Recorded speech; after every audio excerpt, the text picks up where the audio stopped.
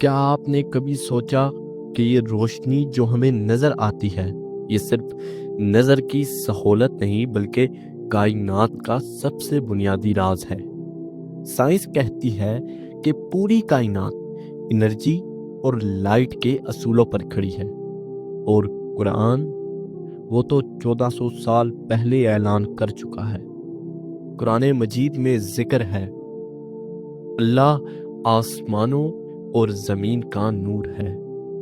آئیے دیکھتے ہیں کہ لائٹ اور انرجی کے بارے میں قرآن اور سائنس کیسے ایک دوسرے کی تفسیر بیان کرتے ہیں۔ بسم اللہ الرحمن الرحیم۔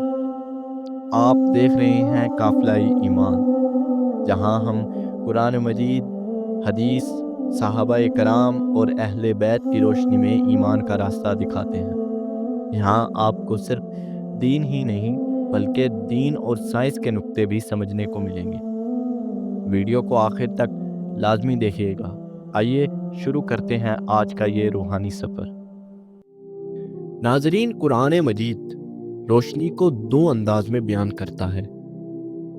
پہلا، طبیعی روشنی، جیسے کہ سورج، چاند اور ستارے۔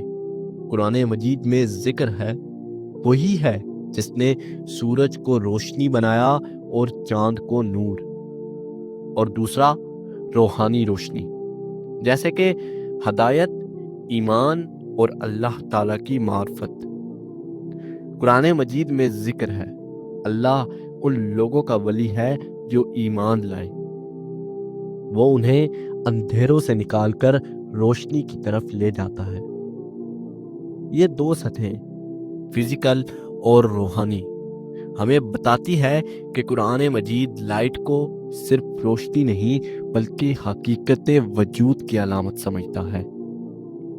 ناظرین، سائنس کی نگاہ میں انرجی اور لائٹ کچھ اس طرح ہیں۔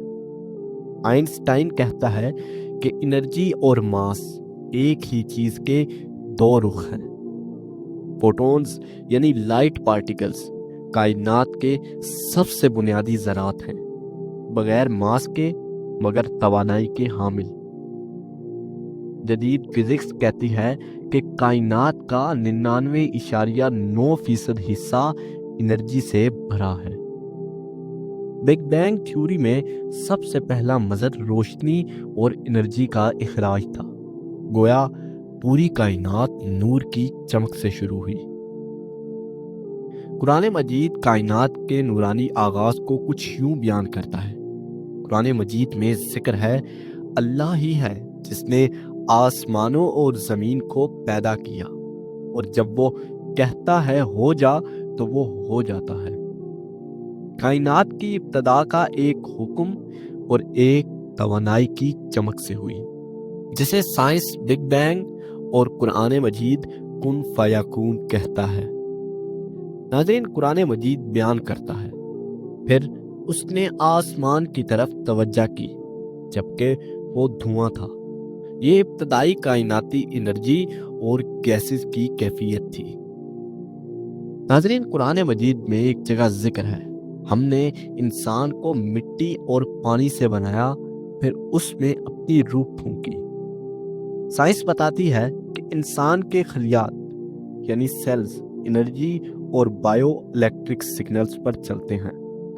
ناظرین، دماغ میں نیورونز بجلی کی لہریں پیدا کرتے ہیں جو روشنی کے اصول پر کام کرتی ہیں۔